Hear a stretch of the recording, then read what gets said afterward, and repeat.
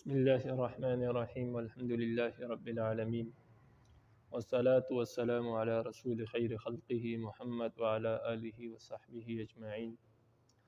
سبحانک لا علم لنا الا ما علمتنا انک انت العلیم الحکیم ربی زدنی علما ربی زدنی علما ربی زدنی علما ربی شرح لی صدری ویسر لی امری واحلل عقدۃ من لسانی یفقهوا قولی ولا يبلغ ولي درجة الأنبياء لأن الأنبياء معصومون مامونون عن خوف الخاتمة مكرمون بالوحش ومشاهدة الملك مامورون بتبليغ الأحكام وإرشاد الأنام بعد الاتصاف بكمالات الأولياء۔ یہاں سے فرماتے ہیں کہ کوئی ولی نبی کے درجے کو نہیں پہنچ سکتا، اس کو ولایت میں جتنا بھی کمال حاصل ہو جائے، ولایت کے اعلیٰ سے اعلیٰ منصب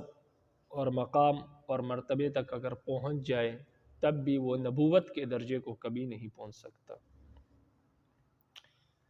اس لیے کہ انبیاء معصوم ہوتے ہیں، ان سے گناہوں کا صدور نہیں ہو سکتا، وہ گناہ نہیں کرتے، باوجود اس کے کہ ان کو گناہ کرنے پر قدرت اور اختیار حاصل ہوتا ہے لیکن وہ گناہ نہیں کرتے۔ لیکن اولیاء جتنا بھی بڑا ولی ہو اس سے گناہ کا صدور ہوتا ہے، تو اولیاء سے گناہ ہوتے ہیں اور انبیاء سے گناہ نہیں ہوتے۔ اس وجہ سے انبیاء جو ہے وہ اولیاء سے افضل ہے اور کوئی بھی ولی کسی نبی کے درجے کو نہیں پہنچ سکتا۔ دوسری وجہ یہ ہے کہ مامونون عن خوف الخاتمتی، نبی جو ہے وہ برے خاتمے سے محفوظ ہوتا ہے، مامون ہوتا ہے، یعنی نبی کو یہ خطرہ نہیں ہوتا کہ وہ مرتد ہو جائے گا یا وہ اسلام سے پھر جائے گا، اپنے دین سے پھر جائے گا، یہ خطرہ یہ خدشہ کبھی نہیں ہوتا، اس سے نبی محفوظ ہوتا ہے۔ نبی کی وفات ہمیشہ دین الہی پر ہوتی ہے، اسلام پر ہوتی ہے، وہ کبھی دین الہی سے نہیں پھرتا۔ لیکن اولیاء اس سے محفوظ نہیں ہوتے، اولیاء بلکہ اولیاء کے علاوہ دنیا کا ہر شخص اس خطرے سے محفوظ نہیں ہے، اس کو ہر وقت یہ خطرہ لاحق ہوتا ہے کہ کہیں یہ دین سے پھر نہ جائے، اور ہر شخص کے بارے میں یہ امید ہوتی ہے کہ کہیں یہ دین سے پھر نہ جائے، اس لیے اولیاء سے یہ دعائیں منقول ہے، یا اللہ، اور یہ دعا عام طور پر کی جاتی ہے کہ یا اللہ اسلام پر زندگی عطا فرما اور اسلام پر ہی موت عطا فرما۔ تو یہ دعائیں اولیاء سے بھی منقول ہے اور عام امت سے بھی یہ دعائیں منقول ہے، وہ یہی دعا کرتے ہیں، اس لیے کہ ان کو اپنی آخرت کا ڈر ہوتا ہے کہ کہیں ایسا نہ ہو کہ آخری وقت میں یا زندگی کے کسی موڑ میں اسلام کا دامن ہاتھ سے چھوٹ جائے، تو یہ خطرہ ہمیشہ اولیاء کو لاحق ہوتا ہے لیکن انبیاء کو نہیں ہوتا۔ جیسے امام احمد بن حنبل رحمہ اللہ کے بارے میں آتا ہے کہ آخری وقت میں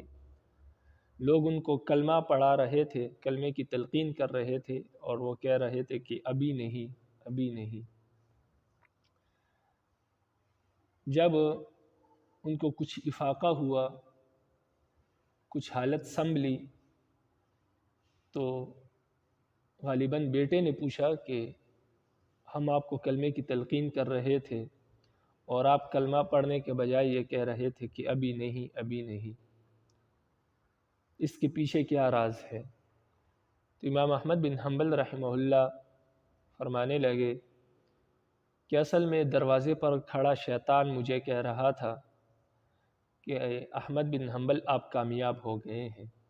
اور میں یہ کہہ رہا تھا کہ نہیں، ابھی نہیں، یعنی ابھی میں زندہ ہوں، اور جب تک میری آخری سانس اکھڑ نہ جائے اور میں حالت اسلام میں ہوں تب تک میں کامیاب نہیں ہوں۔ اگر میری موت اسلام پر ہو گئی تو میں کامیاب ہوں، اور اگر موت کا اسلام پر نہیں آئی تو میں کامیاب نہیں ہوں۔ میں شیطان کو اس لیے کہہ رہا تھا کہ ابھی نہیں، ابھی میری زندگی کے کچھ لمحات باقی ہے، اور اس میں یہ امید ہے کہ کہیں میں اسلام سے پھر نہ جاؤں۔ اس لیے میں اپنے آپ کو عجب سے اور تکبر سے بچانے کے لیے یہ کہہ رہا تھا کہ نہیں، ابھی نہیں، ابھی میں کامیاب نہیں ہوا ہوں۔ اور شیطان مجھے اس پر ابھار رہا تھا کہ میں اپنے آپ میں اور اپنے علم میں اور اپنے اسلام میں فخر اور تکبر کروں اور عجب کروں، اور اس وجہ سے کہیں ایسا نہ ہو کہ میں اسلام سے محروم ہو جاؤں۔ اس لیے میں اسے کہہ رہا تھا کہ نہیں، ابھی نہیں، ابھی کامیابی نصیب نہیں ہوئی، جب موت اسلام پر آ جائے گی تب کامیابی ہوگی۔ تو اس لیے اولیاء کو یہ خطرہ ہوتا ہے ہمیشہ کہ کہیں ان کا خاتمہ جو ہے وہ ایمان پر نہ ہو، تو وہ برے خاتمے سے محفوظ نہیں ہوتے، اور انبیاء محفوظ ہوتے ہیں۔ اس لیے انبیاء اولیاء سے افضل ہے، اور کوئی ولی اس نبی کے درجے کو نہیں پہنچ سکتا۔ مکرمون بالوحی، اسی طرح تیسری دلیل انبیاء کے افضل ہونے کی یہ ہے کہ انبیاء پر وحی نازل ہوتی ہے، اور وحی کے ذریعے سے رب العالمین ان کا اکرام اور اعزاز کرتے ہیں، ان کو عزت بخشتے ہیں وحی کے ذریعے سے، کہ ان پر براہ راست اللہ کے احکامات نازل ہوتے ہیں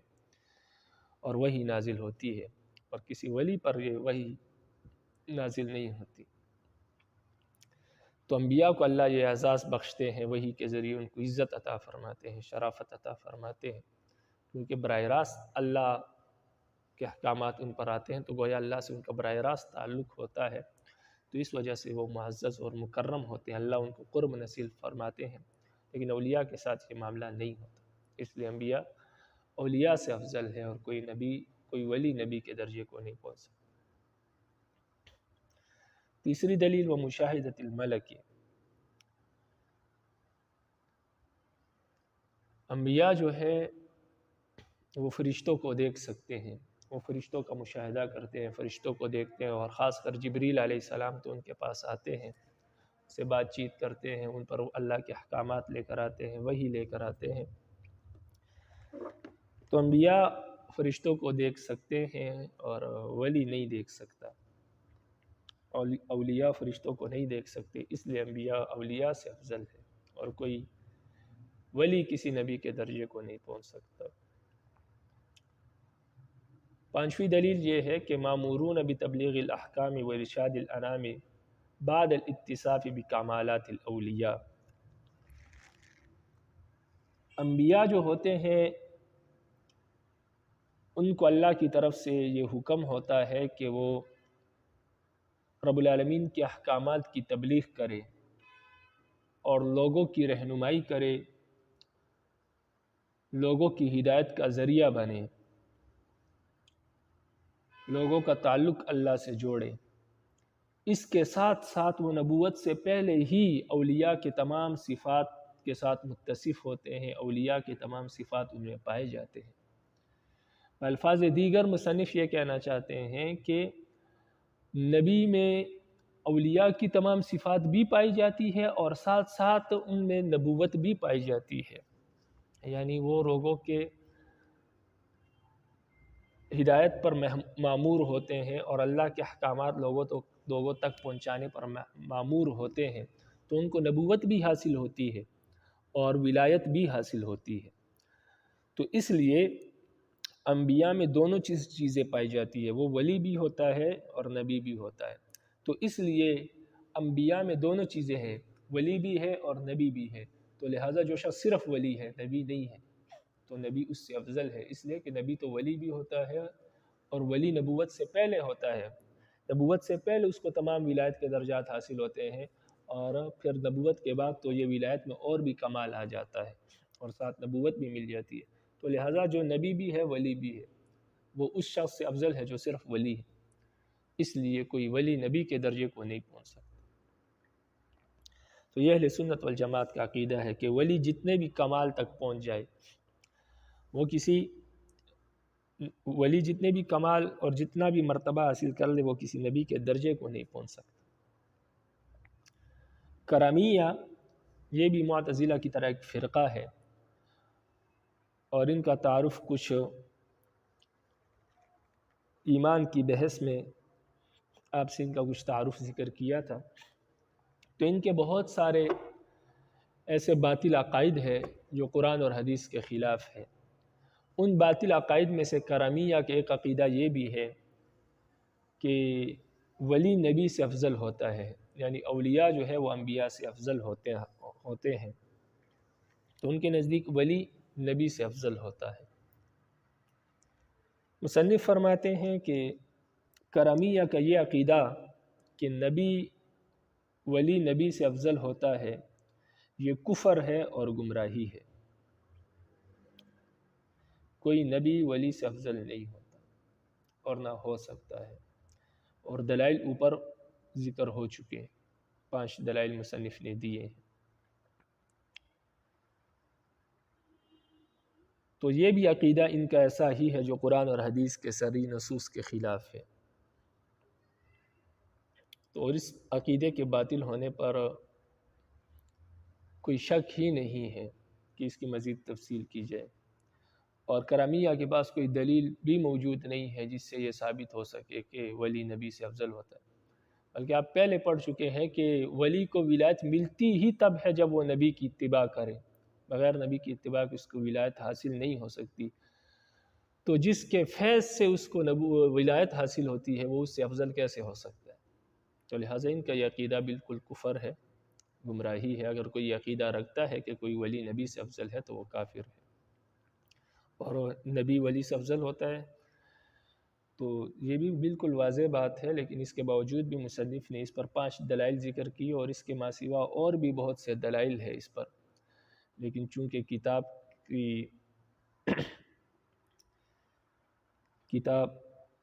اس کی اجازت نہیں دیتی، کیونکہ یہ بحث بہت لمبی ہو جائے گی، اس لیے مصنف نے جو باتیں ذکر کی اسی پر اکتفا کرتے ہیں۔ بہرحال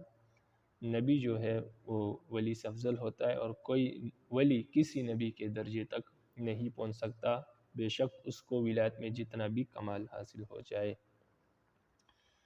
تو عبارت کو دیکھیں، فرماتے ہیں وَلَا يَبْلُغُ وَلِيٌّ دَرَجَةَ الْأَنْبِيَاءِ، کوئی ولی انبیاء کے درجے کو نہیں پہنچ سکتا۔ کیوں؟ لِأَنَّ الْأَنْبِيَاءَ مَعْصُومُونَ، اس لیے کہ انبیاء معصوم ہوتے ہیں، ان سے گناہ صادر نہیں ہوتے۔ مامونون عن خوف الخاتمہ، وہ برے خاتمے سے محفوظ ہوتے ہیں، مامون ہوتے ہیں۔ مکرمون بالوحی، ان کو عزت دی جاتی ہے، ان کی تکریم کی جاتی ہے وحی کے ذریعے سے۔ ومشاہدۃ الملک، اور وہ فرشتوں کا مشاہدہ کرتے ہیں، فرشتوں کو دیکھ سکتے ہیں۔ مامورون بتبلیغ الاحکام و ارشاد الانام بعد الاتصاف بکمالات الاولیاء، اسی طرح انبیاء احکامات کی تبلیغ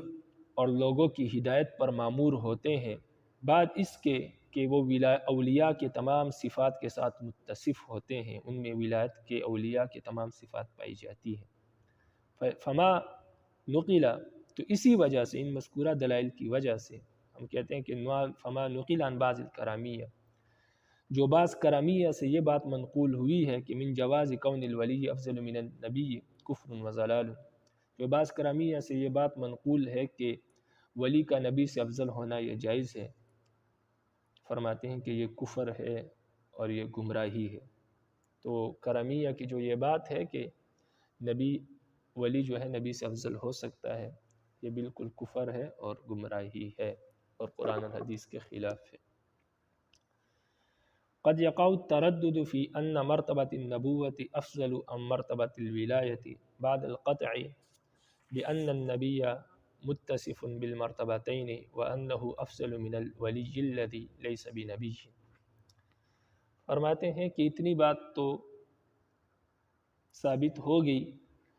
کہ نبی ولی سے افضل ہوتا ہے، یہ بات تو یقینی ہے اور قطعی ہے، اور اگر کوئی اس کا منکر ہو کہ نبی ولی سے افضل نہیں ہوتا وہ تو کافر ہے، یہ بات تو اپنی جگہ پر درست ہو گئی۔ لیکن آگے مصنف یہ فرماتے ہیں کہ ابھی جو یہ بات ذکر ہوئی کہ ولی میں دونوں صفات پائی جاتی، نبی میں دونوں صفات پائی جاتی ہے، کہ وہ نبی بھی ہوتا ہے اور ولی بھی ہوتا ہے۔ نبی میں دو چیزیں پائی جاتی ہیں، نبی ولی بھی ہوتا ہے اور نبی بھی ہوتا ہے۔ ولایت کہتے ہیں کہ انسان کا رب العالمین سے تعلق ہو، اس کو ولایت کہتے ہیں۔ تو نبی کا جو ہے اللہ سے تعلق مضبوط ہوتا ہے، اس لیے اس کو ولایت حاصل ہوتی ہے، وہ ولی ہوتا ہے۔ اور نبوت کہتے ہیں کہ رب العالمین کے احکامات کو لوگوں تک پہنچانا، اپنی امت تک پہنچانا اور امت کی رہنمائی کرنا، اس کو نبوت کہتے ہیں۔ اور نبی جو ہے اللہ کے احکامات لوگوں تک پہنچاتا ہے اور ان کی رہنمائی کرتا ہے، لہٰذا نبی کو نبوت بھی حاصل ہوتی ہے اور ولایت بھی حاصل ہوتی ہے، اس لیے کہ وہ اللہ کے احکامات لوگوں تک پہنچاتا ہے اور ان کی رہنمائی کرتا ہے، یہ تو نبوت ہے، یہ بھی اس کو حاصل ہوتی ہے۔ اور اس کا اللہ کے ساتھ تعلق ہوتا ہے، یہ ولایت ہے، تو یہ ولایت بھی اس کو حاصل ہوتی ہے۔ اب سوال یہ ہے کہ ولی کو دونوں چیزیں حاصل ہوتی ہے، نبی کو دونوں چیزیں حاصل ہوتی ہے، نبوت بھی حاصل ہوتی ہے، ولایت بھی حاصل ہوتی ہے۔ نبی کی نبوت افضل ہے یا نبی کی ولایت افضل ہے؟ نبی کی نبوت افضل ہے یا نبی کی ولایت افضل ہے؟ یا اب آسانی کے لیے یوں کہے کہ نبی علیہ السلام رسول اللہ صلی اللہ علیہ وسلم وہ اللہ کے محبوب ہے، یہ اللہ کے ولی بھی ہے اور نبی بھی ہے۔ اب رسول اللہ صلی اللہ علیہ وسلم کی ولایت افضل ہے یا رسول اللہ صلی اللہ علیہ وسلم کی نبوت افضل ہے؟ کیونکہ رسول اللہ صلی اللہ علیہ وسلم کا اللہ سے بھی تعلق تھا، یہ ولایت ہے، اور نبوت بھی تھی کہ لوگوں کی رہنمائی اور اللہ کے احکامات ان تک پہنچاتے تھے۔ تو مصنف فرماتے ہیں کہ اس میں بعض اوقات شک پیدا ہو جاتا ہے، معلوم نہیں ہوتا کہ نبوت افضل ہے یا ولایت افضل ہے، نبی کی نبوت افضل ہے یا ولایت افضل ہے۔ تو بعض لوگوں نے کہا ہے کہ ولایت افضل ہے، اس لیے کہ ولایت میں یہ ہے کہ ولایت میں تعلق اللہ سے ہونا، اس کو ولایت کہتے ہیں۔ اور اسی طرح اللہ کی صفات کا جاننا، اللہ کے قریب ہونا، یہ ولایت ہے۔ اور نبوت کہتے ہیں اللہ اور اللہ کے مخلوق کے درمیان رابطہ قائم کرنا، اللہ کے احکامات کو لوگوں تک پہنچانا اور اللہ کے دین کی خدمت کرنا۔ تو فرماتے ہیں یہ تمام چیزیں ایسی ہیں جن میں مخلوق کی خدمت ہوتی ہے، کہ ان کی رہنمائی کی جا رہی ہے، ان کو احکام پہنچائے جا رہے ہیں اور اللہ کے دین کی خدمت کی جا رہی ہے تاکہ اس سے مخلوق کو فائدہ ہو۔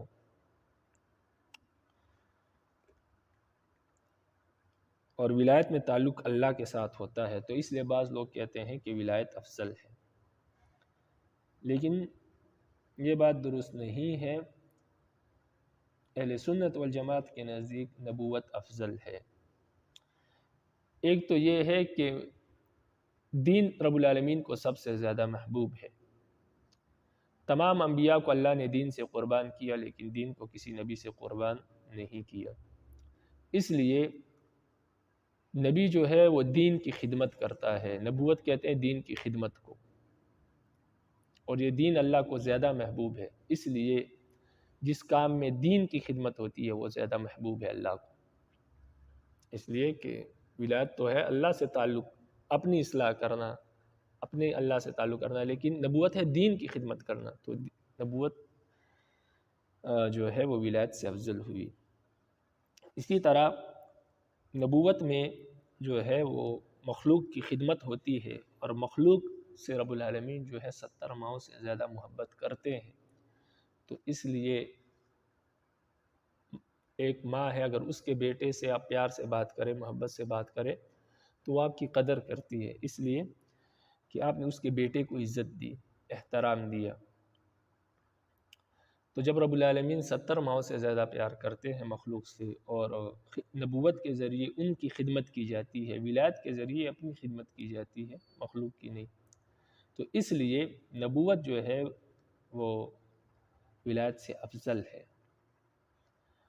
اور اسی طرح نبوت میں لوگوں کی فکر ہوتی ہے، اور ولایت میں اپنی فکر زیادہ ہوتی ہے، ذکر و عبادت پر زیادہ زور ہوتا ہے، اور جو مخلوق کی فکر کرے اللہ کو وہ زیادہ محبوب ہے، اس لیے نبوت افضل۔ اس کے ما سوا نبوت ایسا درجہ ہے جو رب العالمین کے عطا سے ہی عطا ہو سکتا ہے، کوئی شخص اس کو اپنی محنت سے حاصل نہیں کر سکتا۔ اور جو ولایت ہے وہ انسان اپنی ذکر و عبادت میں محنت کرنے کی وجہ سے مرتبہ ولایت تک پہنچ سکتا ہے، لیکن نبوت تک نہیں پہنچ سکتا۔ جو چیز عطائی ہے اللہ عطا کرتے ہیں اور محنت سے حاصل نہیں ہو سکتی، وہ افضل ہے بنسبت اس کے جو انسان اپنی محنت سے حاصل کر سکتا ہے۔ اور نبی کا فیض اتنا ہوتا ہے کہ نبی کی نبوت کی وجہ سے کوئی اس کو دیکھے تو صحابی کا درجہ اس کو مل جاتا ہے، اور یہ صحابی تمام اولیاء سے افضل ہوتا ہے۔ تو جس نے نبی کو دیکھا اس کا درجہ اگر اولیاء سے افضل ہے، تو جو خود نبی جس کو مقام نبوت حاصل ہے، تو مقام نبوت کا درجہ اس سے واضح ہو جاتا ہے کہ وہ ولایت سے کتنے درجے افضل ہے۔ اور جس طرح مرتبہ نبوت عطائی ہے، اس طرح مرتبہ صحابیت بھی یہ عطائی ہے۔ تو مرتبہ صحابیت جو ہے یہ بھی مرتبہ ولایت سے افضل ہے، چہ جائے کہ مرتبہ ولایت کو مرتبہ نبوت کے مقابلے میں کھڑا کر دیا جائے۔ تو نبوت جو ہے یہ ولایت سے افضل ہے، یہ بات بالکل یقینی ہے۔ تو یہاں تک مصنف کی بات ختم ہو گئی، لیکن علم میں اضافے کے لیے ایک اور مسئلہ بھی یہاں پر آپ ذہن نشین کر لیں۔ بعض کتابوں میں لکھا ہے ان العلماء افضل من الانبیاء، ان العلماء افضل من الاولیاء، جو علماء ہے وہ اولیاء سے افضل ہے، یعنی یوں کہیں کہ عالم جو ہے وہ ولی سے افضل ہوتا ہے۔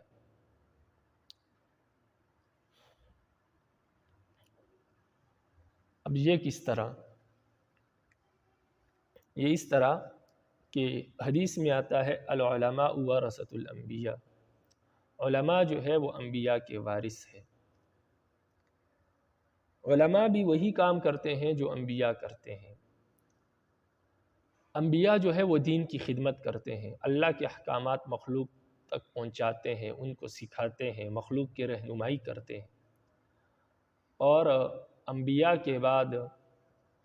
اس امت کے علماء اسی نبی کے دین، اسی نبی کے لائے ہوئے احکامات اور اسی نبی کی امت کی رہنمائی کرتے ہیں۔ وہ احکامات لوگوں کو سکھاتے ہیں، ان کی رہنمائی کرتے ہیں اور اچھے برے کی تمیز ان کو بتاتے ہیں۔ اس لیے نبی علیہ السلام نے فرمایا کہ علماء انبیاء کے وارث ہیں، اس لیے کہ جو علم انبیاء لے کر آتے ہیں وہی علم وہ علماء حاصل کرتے ہیں، اور پھر جو کام انبیاء کا ہوتا ہے اس علم کی روشنی میں وہی کام علماء کرتے ہیں، اس لیے علماء جو ہے وہ انبیاء کے وارث ہیں۔ اور جو ولی ہوتے ہیں، اولیاء ہوتے ہیں، ان کا زور دین کی خدمت کے بجائے زیادہ تر ذکر و اذکار پر ہوتا ہے، اور اللہ کے ساتھ تعلق رکھنے کے ساتھ ہوتا ہے، مخلوق کے ساتھ ان کا زیادہ تعلق نہیں ہوتا۔ اور علماء کا تعلق مخلوق کے ساتھ ہوتا ہے، ان کی رہنمائی کے لیے، ان کی خیر خواہی کے لیے دوسروں کی فکر میں رہتے ہیں۔ اس لیے نبی علیہ السلام نے علماء کو انبیاء کا وارث بتایا، اور کتابوں میں لکھا کہ اولیاء علماء کا درجہ اولیاء سے افضل ہے۔ اور اس لیے بھی کہ نبی علیہ السلام کی ایک حدیث میں نبی علیہ السلام نے فرمایا کہ بنی اسرائیل کی ایک بستی میں رب العالمین نے عذاب دینے والے فرشتے کو بھیجا کہ جاؤ اس بستی کو الٹ دو۔ تو وہ فرشتے آئے بستی کو الٹنے کے لیے، لیکن وہاں پر انہوں نے اللہ کے ایک ایسا ولی دیکھا جس نے پلک جھپکنے کے برابر بھی کبھی اللہ کی نافرمانی نہیں کی اور اللہ کے ذکر سے غافل نہیں ہوا۔ اب یہ بہت بڑا مقام اور بہت بڑا درجہ ہے کہ انسان ساری زندگی پلک جھپکنے کے برابر بھی کبھی اللہ کی نافرمانی نہ کرے اور اللہ کے ذکر سے غافل نہ ہو۔ یہ درجہ انبیاء کو حاصل ہوتا ہے۔ لیکن وہ ولی اس درجے کا تھا کہ اس کو یہ مقام حاصل تھا کہ اس نے کبھی پلک جھپکنے کے برابر بھی اللہ کی نافرمانی نہیں کی تھی، اللہ کے ذکر سے غافل نہیں ہوا تھا۔ تو فرشتوں نے پوچھا اے اللہ آپ کے ایسا ولی بھی ہے، اس کے بارے میں کیا حکم ہے؟ رب العالمین نے فرمایا اقلب علیہ وعلیہم، سب سے پہلے بستی کو اس ولی پر الٹو، بعد میں باقی لوگوں پر الٹنا، اس لیے کہ کھلم کھلا میرے دین کی نافرمانی ہو رہی ہے، میرے احکامات کو توڑا جا رہا ہے، اور یہ ولی اپنے اللہ میں، اپنے ذکر و اذکار میں مشغول ہے، اس کو میرے دین کی ذرا بھی پرواہ نہیں ہے، ذرا بھی فکر نہیں ہے، اس لیے سب سے پہلے بستی اس پر الٹو۔ تو اس سے بھی معلوم ہوتا ہے کہ جو علماء کا کام ہے، جو لوگوں کی رہنمائی ہے، لوگوں کی فکر کرنا ہے، یہ جو ہے ولایت سے افضل ہے، ذکر سے افضل ہے۔ اس لیے نبی علیہ السلام نے فرمایا تفکر الساعۃ افضل من السنہ، اور ایک حدیث میں افضل السنہ،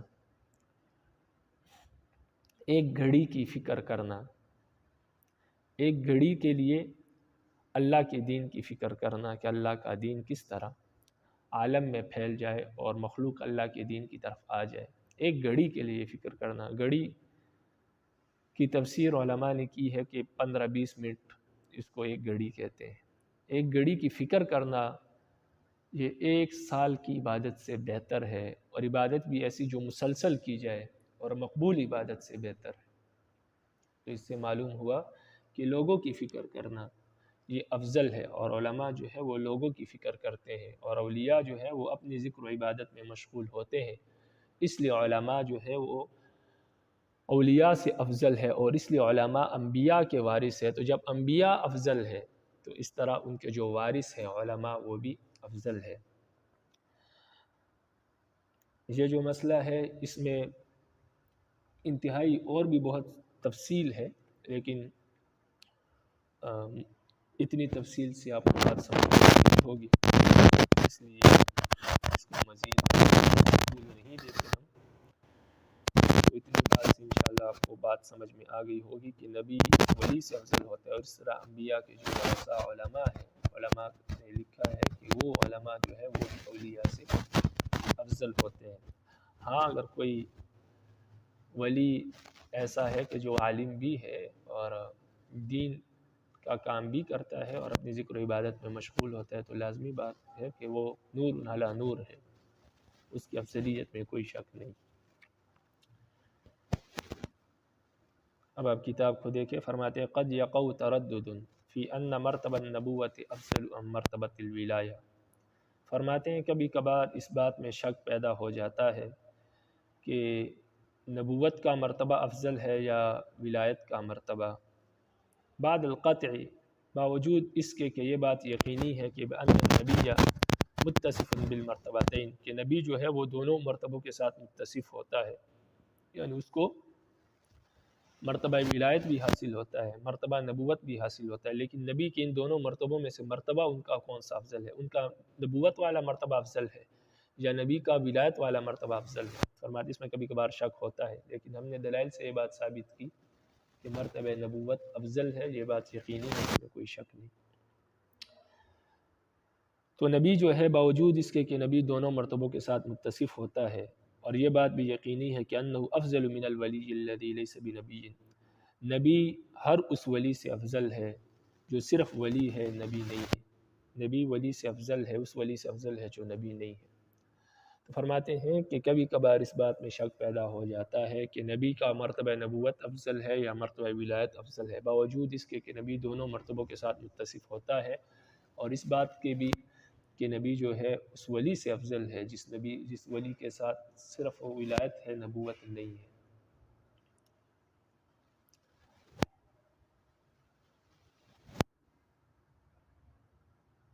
ولا يصل العبد ما دام عاقلا بالغا الى حيث يسقط عنه الامر والنهي لعموم الخطوبات الوارده في التكاليف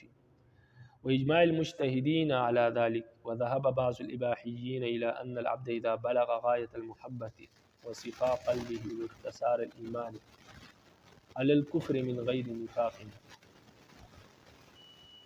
سقط عنه الأمر والنهي ولا يدخل الله النار بارتكاب الكبائر، وبعضهم إلى أنه تسقط عنه العبادات الظاهرة وتكون عبادة التفكر، وهذا كفر وضلال. إن أكمل الناس في المحبة والإيمان هم الأنبياء، خصوصا حبيب الله تعالى صلى الله عليه وسلم،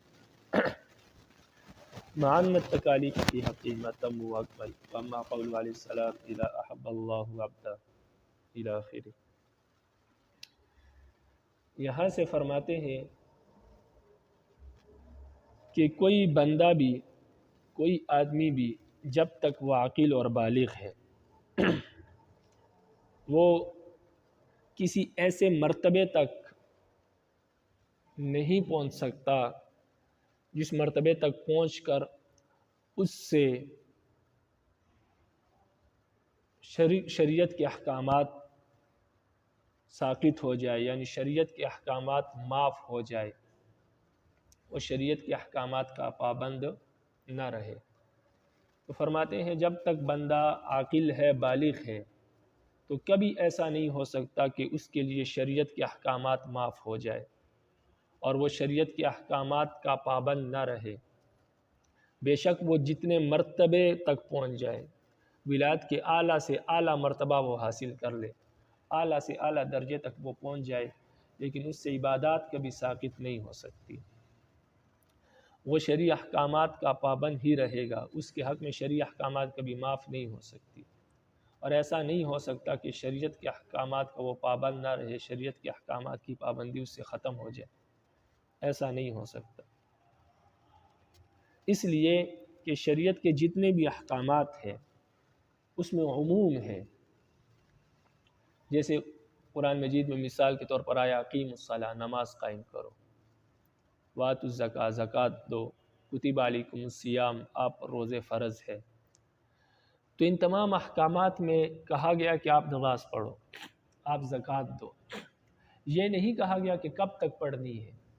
یہ کسی آیت میں، کسی نص میں، کسی حکم میں یہ بات موجود نہیں ہے کہ یہ نماز تو آپ نے پڑھنی ہے، لیکن جب آپ ولایت کے اعلیٰ درجے تک پہنچ جائے تو پھر یہ آپ سے معاف ہو جائے گی، یہ بات کہیں بھی موجود نہیں ہے۔ اس لیے جو لوگ اس بات کے قائل ہیں کہ جب انسان ولایت کے اعلیٰ درجے تک پہنچ جاتا ہے تو اس سے احکامات ساقط ہو جاتے ہیں، شرعی احکام کا وہ پابند نہیں رہتا، شرعی احکامات اس کے حق میں معاف ہو جاتے ہیں، تو یہ لوگ شرعی احکامات کے ان نصوص کے عموم کے منکر ہے، اس لیے کہ یہ نصوص جتنے بھی ہیں قرآن حدیث کی، قرآن کی جتنی بھی آیات اور احادیث جس سے احکامات ثابت ہوتے ہیں وہ عام ہے، اس میں کہیں پر بھی یہ قید نہیں ہے کہ اس حد تک آپ پر عبادت لازم ہے، اور اس حد تک جب آپ پہنچ جائیں، اس مرتبے تک جب آپ پہنچ جائیں تو پھر آپ پر ولایت لازم، پھر آپ پر عبادت کرنا لازم نہیں ہے، آپ شرعی احکامات کے پابند نہیں رہتے، تو یہ کہیں بھی نہیں ہے۔ تو جو لوگ اس بات کے قائل ہیں تو وہ ان نصوص کے عموم کے منکر ہے، اس لیے کہ نصوص عام ہے، اس میں کہا گیا کہ بس عبادت کرو جب تک زندگی ہے، لیکن جو لوگ اس بات کے قائل ہے وہ ان نصوص کے اور اس کے عموم کے منکر ہے۔ اس لیے شریعت کے نصوص اور شریعت کے احکامات جو ہے وہ عام ہے، تو عام ہونے کا تقاضا یہ ہے کہ بندہ جتنے مرضی مرتبے اور ولایت تک پہنچ جائے وہ شرعی احکام کا پابند رہے گا، اور شرعی احکام کے مطابق زندگی گزارنا اس کے لیے لازم اور ضروری ہوگا۔ اسی طرح مجتہدین کا اس پر اجماع ہے، علماء کے اس پر اجماع ہے کہ بندہ ہر حال میں شریعت کے احکام کا پابند ہے، اور وہ جتنی مرضی ولایت تک پہنچ جائے وہ شرعی احکام کا پابند رہے گا جب تک وہ عاقل اور بالغ ہے، یعنی عاقل ہے، عقل مند ہے، ہاں اگر پاگل ہے تو پھر شرعی احکام کا پابند نہیں ہے، اسی طرح بالغ نہیں ہے تب بھی شرعی احکام کا پابند نہیں ہے، لیکن اگر کوئی بندہ عاقل ہے، سمجھدار ہے، پاگل نہیں ہے اور بالغ ہے، جب تک عاقل بالغ ہے تو وہ شرعی احکام کا پابند رہے گا، اور شرعی احکامات کے مطابق اس کے لیے زندگی گزارنا ضروری ہوگا۔ ایسا کبھی بھی نہیں ہو سکتا کہ وہ کسی ایسے مرتبے تک پہنچ جائے کہ جس مرتبے میں اس کے لیے جو ہے عبادت کرنا معاف ہو جائے یا شرعی احکام کا پابند نہ رہے، تو ایسا کوئی مرتبہ نہیں ہے۔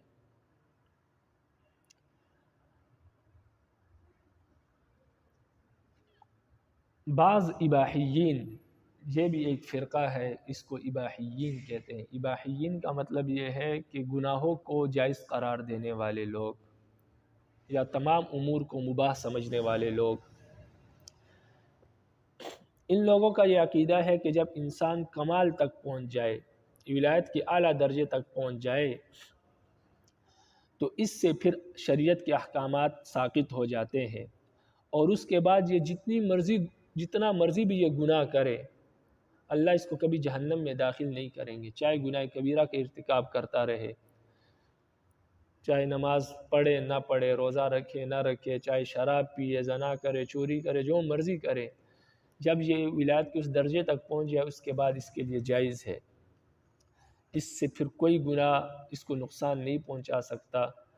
اور شریعت کے احکام کا یہ پھر پابند نہیں رہتا اس درجے تک پہنچ کر۔ جو جب شریعت کے احکام کا پابند نہیں ہے تو پھر چاہے یہ نماز پڑھے نہ پڑھے، شراب پیے نہ پیے، چوری کرے، زنا کرے، جو مرضی کرے، اس کے حق میں تمام جائز ناجائز ہر چیز برابر ہے، کیونکہ جائز ناجائز تب ہوتا ہے جب انسان شریعت کا پابند ہوتا ہے، اور یہ شخص اس درجے تک پہنچ گیا ہے یہاں تک پہنچنے کے بعد پھر انسان شریعت کے احکام کا پابند نہیں رہتا۔ تو اباحیین کا یہ عقیدہ ہے کہ جب انسان اعلیٰ درجے تک پہنچ جائے ولایت کے، تو پھر وہ شرعی احکام کا پابند نہیں رہتا، اور اس کے بعد پھر وہ جتنی مرضی گناہ کرے، رب العالمین اس کو کبھی جہنم میں داخل نہیں کریں گے۔ اس لیے کہ گناہ تو اس کے حق میں گناہ تصور کیا جائے گا جو شرعی احکام کا پابند ہو، لیکن جس سے شریعت کے احکامات ہی اٹھ جائے، شریعت کے احکامات ہی معاف ہو جائے، پھر اس کے حق میں کوئی کام گناہ نہیں ہے اور کوئی کام ثواب نہیں ہے، بلکہ وہ بس اب بخشا گیا ہے، وہ جو مرضی کرے۔ اسی طرح اباحیین کے ایک دوسرے گروہ کا یہ عقیدہ ہے کہ جب انسان ولایت کے اعلیٰ درجے تک پہنچ جائے تو وہ اس کو گناہ کرنے کی تو اجازت نہیں ہے، لیکن بہرحال اس کو عبادت کرنے کی بھی ضرورت نہیں ہے، تمام عبادات اس کے حق میں معاف ہو جاتی ہے۔ اب اس کی صرف ایک ہی عبادت رہتی ہے، وہ عبادت کیا ہے کہ وہ غور و فکر کرے اللہ کی توحید میں، اللہ کے کائنات میں وہ غور و فکر کر کے بس اللہ کی صفات میں غور و فکر کرے، اللہ کی ذات میں غور و فکر کرے، اللہ کی مخلوق میں غور و فکر کر کے اللہ کو پہچانے، بس یہ اس کی عبادت ہے۔ اس کے سوا نماز، روزہ، زکوٰۃ، ظاہری عبادات اس پر کرنا کوئی ضروری نہیں ہے۔ تو شارح فرماتے ہیں، اہل سنت والجماعت فرماتے ہیں کہ اباحیین کا جو یہ عقیدہ ہے کہ جب انسان ولایت کے اعلیٰ درجے تک پہنچ جائے تو پھر اس سے کوئی بھی عبادت کرنا اس کے حق میں ساقط ہو جاتی ہے، شرعی احکام کا پابند نہیں رہتا، اور وہ جتنے مرضی گناہ کرے وہ جہنم میں نہیں جائے گا، اور اسی طرح اس کو ظاہری عبادات کرنے کی ضرورت نہیں ہے، بس اس کی عبادت صرف غور و فکر کرنا ہے۔ فرماتے ہیں کہ اباحیین کا یہ عقیدہ کفر ہے اور گمراہی ہے، اس لیے کہ مخلوق میں سے سب سے اعلیٰ درجے کا کمال اور اعلیٰ درجے کا ایمان اور اعلیٰ درجے کی ولایت جو ہے وہ انبیاء کو حاصل ہوتی ہے، اور خاص طور پر نبی علیہ السلام کو، رسول اللہ صلی اللہ علیہ وسلم کو، جو اللہ کے حبیب ہے، ان کو سب سے زیادہ محبت، سب سے اعلیٰ ایمان، سب سے اعلیٰ ولایت حاصل تھی اللہ کے ساتھ، لیکن ان کے لیے بھی کبھی عبادات معاف نہیں ہوئی، اور ان کے لیے بھی کبھی کوئی گناہ جائز نہیں ہوا، بلکہ انبیاء کی تو زیادہ پکڑ ہوتی ہے، اور انبیاء پر تو عبادات اور شرعی احکامات کی پابندی زیادہ ضروری ہوتی ہے بنسبت عام لوگوں کے۔ تو اس سے معلوم ہوا جو ولایت کے جتنا اعلیٰ درجے تک پہنچے گا اتنا اس کو شریعت کے احکامات کی پابندی کرنا زیادہ ضروری اور لازم ہوگا۔ اب نبی علیہ السلام کو ولایت اور نبوت اور ایمان اور محبت کا اعلیٰ درجہ حاصل تھا، تو نبی علیہ السلام کے لیے تہجد کی نماز بھی فرض تھی، اور تہجد کی نماز بھی 5 نمازوں کے علاوہ تہجد کی ایک نماز بھی ان کے لیے فرض تھی، وہ پڑھنا بھی ضروری تھا ان کے لیے۔ اسی طرح نبی علیہ السلام کے لیے ہر نماز کے لیے وضو، الگ سے وضو کرنا ضروری تھا، لیکن امت ایک وضو سے بھی کئی نمازیں پڑھ سکتی۔ تو اس سے معلوم ہوا کہ جتنا اعلیٰ درجہ حاصل ہوتا ہے اتنا اعلیٰ درجے کی عبادت کرنی ضروری ہوگی، اور اباحیین تو الٹا کہتے ہیں جس کو اعلیٰ درجہ حاصل ہو جائے وہ پھر عبادت ہی نہ کرے۔ تو جو شخص عبادت ہی نہیں کرتا اللہ کی تو وہ اس کو ولایت حاصل ہی نہیں ہے، گویا وہ جھوٹ بول رہا ہے۔ ولی تو ہوتا ہی وہ ہے جس کو اللہ کی عبادت میں سکون ملے۔ جیسے کہ مچھلی کو پانی میں سکون ملتا ہے، پانی کے باہر وہ تڑپتی ہے، اس طرح ولی اگر حقیقت میں ولی ہے تو اللہ کی عبادت میں اس کو سکون ملتا ہے، اور جب اللہ کی عبادت سے باہر آتا ہے تو وہ تڑپ اور اس کو جو ہے گھٹن محسوس ہوتی ہے۔ تو جو ولایت کے اعلیٰ مرتبے تک ہے وہ کبھی عبادات کو چھوڑتا نہیں، بلکہ اس کو عبادات میں لذت محسوس ہوتی ہے، سکون حاصل ہوتا ہے۔ تو لہٰذا جو لوگ اس بات کا دعویٰ کرتے ہیں کہ اعلیٰ مرتبے تک پہنچنے کے بعد عبادات ثابت ہوتی ہے، یہ سب کا سب جھوٹ پر مبنی ہے، کیونکہ جو شخص عبادات کو چھوڑ دے وہ شخص کبھی ولایت کے مرتبے تک پہنچ ہی نہیں سکتا، اور نہ وہ ولی ہے۔ وہ جھوٹا تو ہو سکتا ہے، اللہ کا ولی نہیں ہو سکتا۔ اور نبی علیہ السلام کی حدیث سے معلوم ہوتا ہے کہ اگر کوئی چاند اور سورج بھی آپ کے پاس لے کر آئے، چاند سورج دائیں ہاتھ میں اور چاند بائیں ہاتھ میں، اور وہ کہے کہ میں اللہ کا ولی ہوں، تو اس کی زندگی میں دیکھو، اگر میری سنتیں اس کی زندگی میں ہے تو اللہ کا ولی ہے، اگر میری سنتیں اس کی زندگی میں نہیں ہے تو اللہ کا ولی نہیں ہے، وہ جھوٹا انسان ہے، اللہ کا دشمن ہے۔ تو جو شخص عبادات کو چھوڑ دے، اللہ کے نبی کی سنتوں کو چھوڑ دے، تو وہ ولی کیسے ہو سکتا ہے؟ اللہ کے نبی کے اس ارشاد کے مطابق وہ اللہ کا دشمن ہے اور جھوٹا ہے۔ اور پہلے یہ بات ذکر ہو چکی ہے کہ ولی کو ولایت ملتی تب ہے کہ جب وہ نبی کے طریقے پر چلتا ہے، نبی کی سنتوں کو پورا کرتا ہے۔ تو جو شخص نبی کی سنتوں کو چھوڑ دے، عبادات کو چھوڑ دے، اس کو ولایت کیسے حاصل ہو سکتی ہے؟ تو لہٰذا وہ جھوٹا ہو سکتا ہے، اللہ کا نبی نہیں ہو سکتا۔ اب اباحیین کے جو کہتے ہیں کہ ولایت کے اعلیٰ مرتبے تک پہنچ جائے، تو ولایت کا اعلیٰ مرتبہ کیا ہے؟ تو ولایت کا مرتبہ، اعلیٰ مرتبہ ان کے نزدیک یہ ہے کہ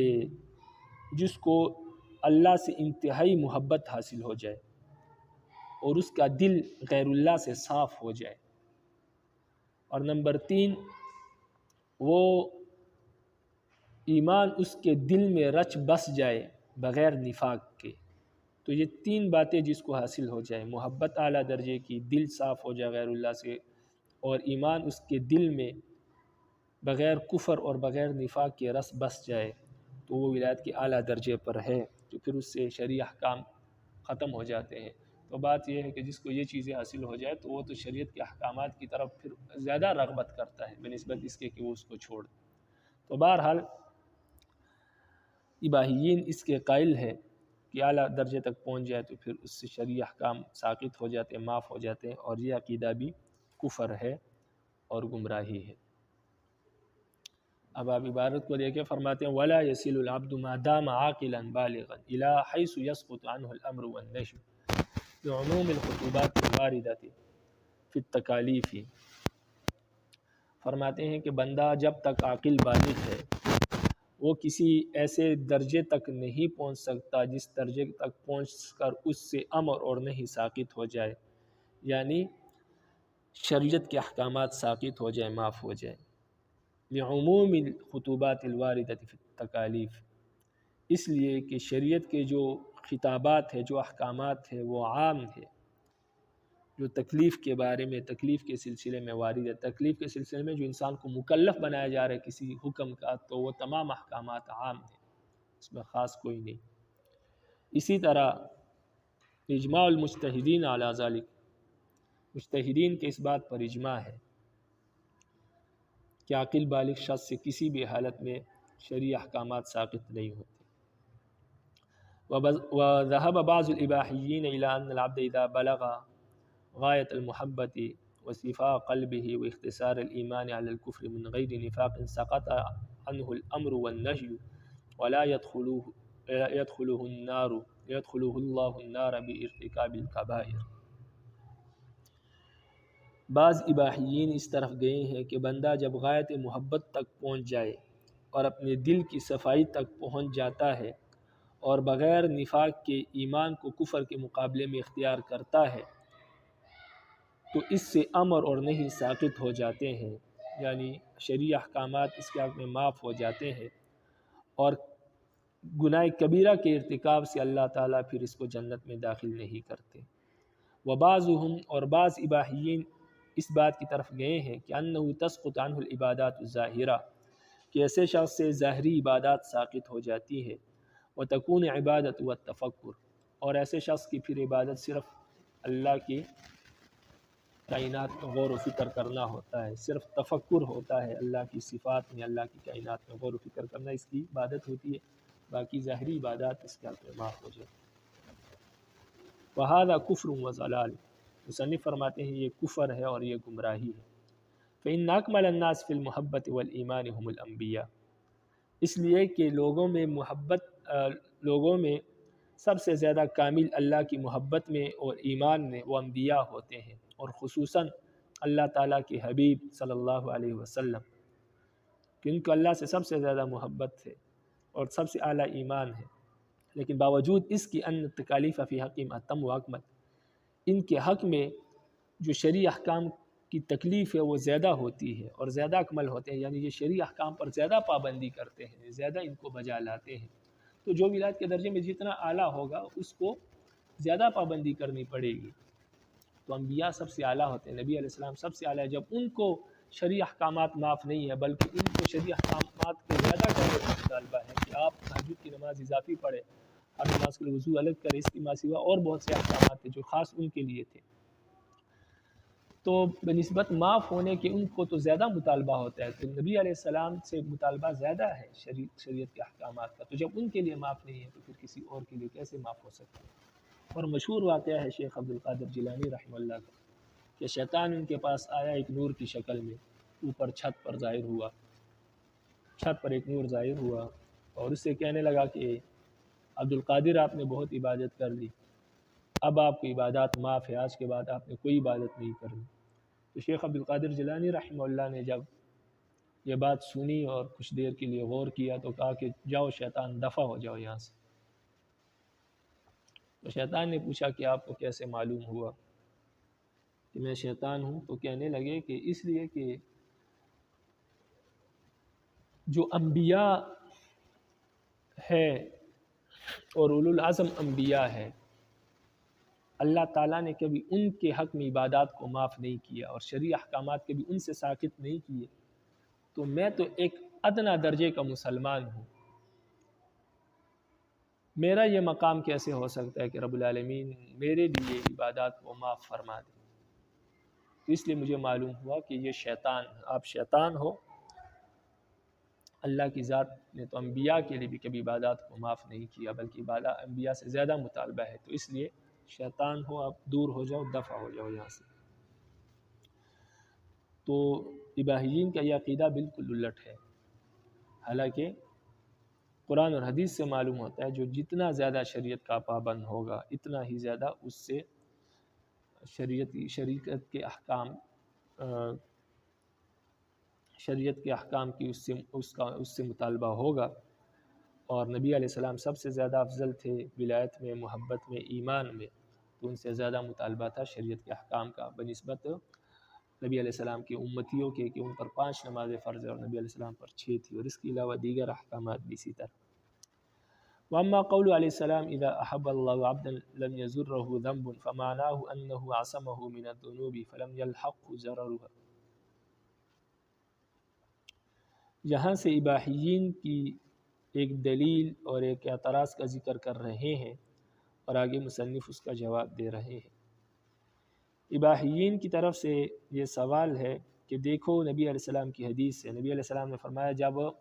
اللہ کسی بندے سے محبت کرتا ہے تو پھر اس بندے کو کوئی گناہ نقصان نہیں پہنچا سکتا۔ تو اس حدیث سے معلوم ہوتا ہے کہ جب اللہ بندے سے محبت کرنے لگتا ہے، رب العالمین کی ذات کسی بندے سے محبت کرنے لگتی ہے، تو پھر وہ جو مرضی گناہ کرتا پھرے، اس گناہ سے اس کو کوئی نقصان نہیں پہنچ سکتا۔ تو اس کا جواب مصنف نے دیا ہے کہ اس کا یہ مطلب نہیں ہے جو آپ سمجھے ہیں، اس کا مطلب یہ ہے کہ جب رب العالمین کسی بندے سے محبت کرتے ہیں تو پھر گناہوں کو اس سے دور کر دیتے ہیں، وہ بندہ پھر گناہ کے قریب نہیں جاتا اور گناہ اس سے سرزد نہیں ہوتے، تو جب گناہ سرزد نہیں ہوتے تو پھر اس سے اس کو کوئی نقصان بھی نہیں ہوتا، تو پھر کسی گناہ سے اس کو کوئی نقصان نہیں ہوتا، اس لیے کہ وہ گناہ کرتا نہیں، رب العالمین گناہوں سے اس کو محفوظ رکھتے ہیں۔ یہ مطلب نہیں ہے کہ انسان گناہ کرے اور اس سے پوچھنا ہو، بلکہ یہ تو صریح قرآن اور حدیث کے خلاف ہے، اور کوئی حدیث کا ایسا مطلب لینا جو قرآن اور حدیث کے خلاف ہو، ظاہری نصوص کے خلاف ہو، یہ جائز نہیں ہے۔ قرآن خود کہتا ہے هل يستوي الذين يعلمون والذين لا يعلمون وما يستوي الأعمى والبصير، کہ جاننے والے اور نہ جاننے والے برابر نہیں ہیں، اندھا اور دیکھنے والا برابر نہیں ہے، ظالم اور مظلوم برابر نہیں ہے۔ تو یہ مطلب لینا یہ بالکل قرآن اور حدیث کے خلاف ہے۔ تو اس حدیث کا مطلب یہ ہے کہ اللہ تعالیٰ اس بندے کو گناہوں سے محفوظ فرما دیتے ہیں، وہ گناہ کرتا ہی نہیں ہے، جب کرتا نہیں ہے تو اس سے اس کو کوئی ضرر بھی نہیں پہنچتا۔ اور دوسرا جواب یہ ہے کہ یہ حدیث جو ہے ذخیرہ حدیث کی کتابوں میں کسی کتاب میں یہ حدیث مل نہیں سکی ہے جو اباحیین نے پیش کی ہے، لیکن بہرحال اس سے ملتی جلتی کچھ حدیثیں ملی ہیں، لیکن باوجود اس کے بھی اگر اس کو حدیث مان بھی لے، اس کے باوجود بھی اس کا معنی یہ ہے کہ رب العالمین اس بندے کو گناہوں سے محفوظ کر دیتے ہیں اپنی محبت کی وجہ سے، تو پھر وہ گناہ کرتا نہیں، جب کرتا نہیں ہے تو اس کا ضرر اور اس کا نقصان بھی اس کو نہیں پہنچتا۔ عبارت کو دیکھیں، فرماتے ہیں وَأَمَّا قَوْلُهُ علیہ السلام، نبی علیہ السلام کا قول ہے کہ اذا احب اللہ عبدا لم یضرہ ذنب، فرماتے ہیں جب رب العالمین کسی سے محبت کرتے ہیں تو اس کو پھر کوئی گناہ تکلیف نہیں پہنچاتا، نقصان نہیں پہنچاتا۔ فمعناہ، فرماتے ہیں اس حدیث کا معنی یہ ہے کہ انہ عصمہ من الذنوب، کہ اللہ تعالیٰ اس بندے کو گناہوں سے محفوظ کر دیتے ہیں، فلم یلحق ضررها، تو اس وجہ سے پھر اس گناہ سے اس کو کوئی ضرر نہیں پہنچتا، کوئی نقصان نہیں پہنچتا، اس لیے کہ جب وہ گناہ کرتا نہیں ہے تو اس کا نقصان بھی اس کو نہیں ہوگا۔